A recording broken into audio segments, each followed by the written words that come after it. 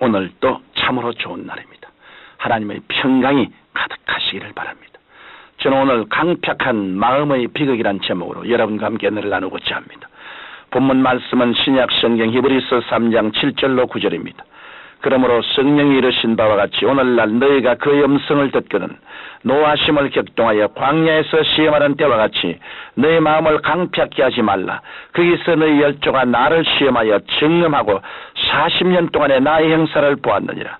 애굽에서 나온 이스라엘 백성들은 가나안 땅이 약속되어 있었음에도 불구하고 요시아와 갈렙을 제외한 모든 백성들이 광야에서 죽고 말았습니다. 왜 그들은 약속의 땅에 들어가지 못하고 광야에 묻히는 비참한 결과를 맞았을까요?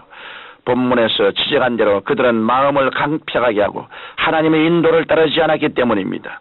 애굽에서 나온 이스라엘 백성의 광야 생활과 약속의 땅으로의 진입은 오늘날 신앙생활을 하는 우리와 결코 무관하지 않습니다.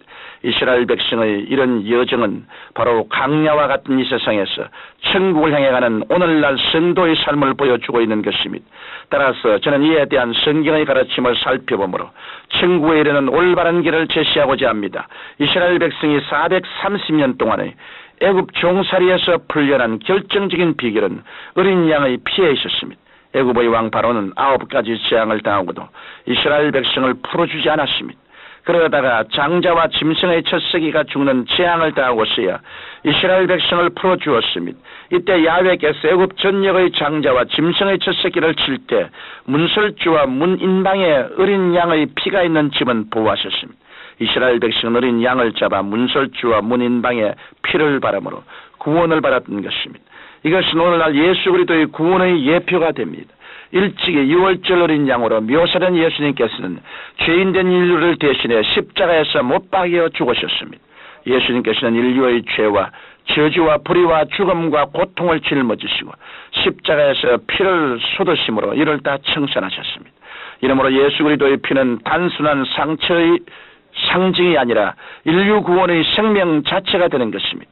이 때문에 죄를 지었음에도 불구하고 못났음에도 불구하고 버림을 받아야 마땅함에도 불구하고 어린 양 예수의 피를 마음의 설주와 인방에 바르는 사람은 모든 죄를 용서받고 영생을 얻는 것입니다.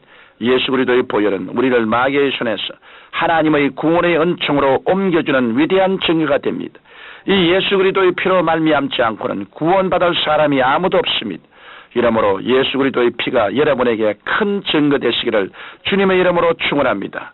애굽 탈출을 앞둔 이스라엘 백성에게 하나님께서는 어린 양 고기와 함께 무교 전병과 썬나물을 먹으라고 말씀하셨습니다. 어린 양의 고기를 통째로 불에 구워 먹으라는 것은 십자가에서 인간 대신 불같은 심판을 받으신 예수 그리스도의 전 구원을 믿음으로 받아들이라는 것입니다.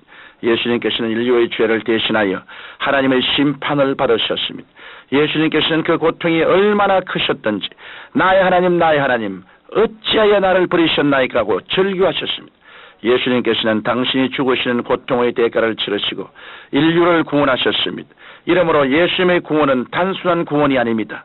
이 구원을 믿음으로 받아들이고 감사하는 것, 그것이 통째로 구워진 어린 양을 먹는 것입니다. 그 다음 하나님께서는 누룩 없는 떡을 먹으라고 말씀하셨습니다. 누룩은 죄를 의미합니다. 우리가 철저히 죄를 회개하고 죄에서 돌이켜 정결한 심령이 되어야 하나님의 은총을 얻을 수 있습니다. 또 하나님께서는 썬나물을 먹으라고 하신 것은 예수 그리스도의 고난을 늘 생각하라는 것입니다. 내가 구원받은 것은 예수님에서 있은 고통의 죽음으로 말미암은 것임을 늘 마음에 새기는 성도는 하나님의 크신 사랑에 감격하는 것입니다. 여기에서 우리가 또 한 가지 알아야 할 것은 이스라엘 백성이 어린 양의 고기를 먹음으로 행진에 힘을 얻었다는 것입니다. 그들은 고기를 먹음으로 영양을 보충했습니다. 이러므로 이스라엘 백성 중 약한 자가 없었습니다. 그 때문에 성경 시편 105편 36절로 37절에는 야훼께서 또 너희 땅의 모든 장자를 치시니 곧 저희 모든 기력의 시작이로다. 그들을 인도하여 은금을 가지고 나오게 하시니 그 지파 중에 약한 자가 하나도 없었더라고 하나님을 찬양한 것입니다. 예수 그리스도의 몸은 광야와 같은 이 세상을 사는 우리에게 큰 힘이 됩니다. 따라서 그리스도의 보혈로 구원받은 우리는 그리스도의 몸을 먹어야 합니다. 예수님께서는 우리 연양함을 담당하셨습니다.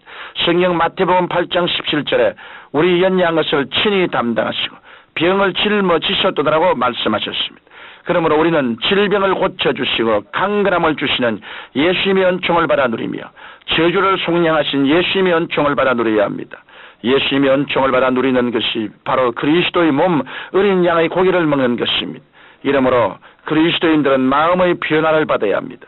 예수 그리스도께서 대속의 은총을 마련하시는데도 우리가 나는 병들어 죽는다, 나는 못 산다고 비관하면 대속의 은총은 별개의 은총이 되고 마는 것입니다.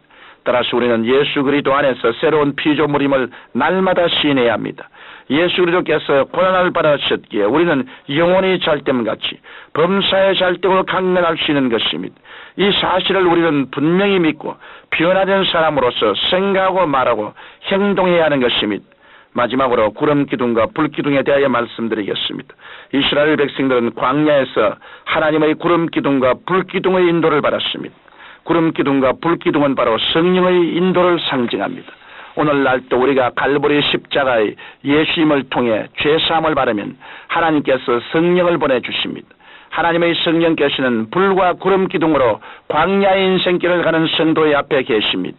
한 생명이 이 세상에 태어나면 어머니의 양육을 받아야 하듯이 예수님의 사랑으로 하늘나라 백성으로 태어난 사람은 성령의 인도를 받아 하늘나라를 향해 믿음의 행진을 해야 하는 것입니다. 성령님의 인도를 따르지 않는 신앙인은 환란의 태양에 자기라는 이 광야와 같은 인생길에서 결코 성공적인 신앙생활을 할 수 없습니다. 이러므로 우리가 구원을 값없이 받았으면 믿음과 순종으로 성령의 인도를 따라야 하는 것입니다. 성령께서는 말씀으로 우리를 인도하시고 꿈과 환상을 통해 인도하시며 영적인 직감과 마음의 소원을 통해 우리를 인도하십니다. 또한 마음의 평안과 확신을 통해 우리를 인도하십니다. 여러분은 하나님의 자녀이므로 성령님의 인도를 받을 자격이 있습니다. 그럼에도 불구하고 하나님께 원망하고 불평하면 마치 궤도에서 이탈한 열차처럼 광야에서 고아와 같이 버림받고 맙니다. 그러므로 우리는 하나님의 은혜를 겸손하게 받아들이는 가운데 성령님의 인도하심을 받아야 합니다.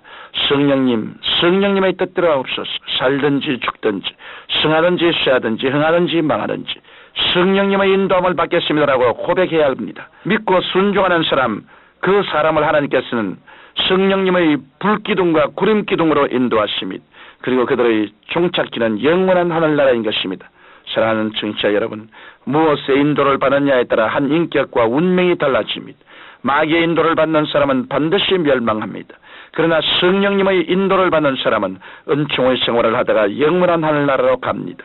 여러분은 성령님의 인도하시는 진리의 궤도를 따라 복된 믿음의 생활을 하시다가 영원한 하늘나라 저 가나안으로 들어가게 되시기를 주님 이름으로 축원합니다. 거룩하신 아버지 하나님, 우리 모두 다 이스라엘 백성들처럼 성령님의 인도를 쫓아 광야를 무사히 지나 천국 가나안에 들어가게 하여 주옵소서. 예수님 이름으로 기도드립니다. 아멘.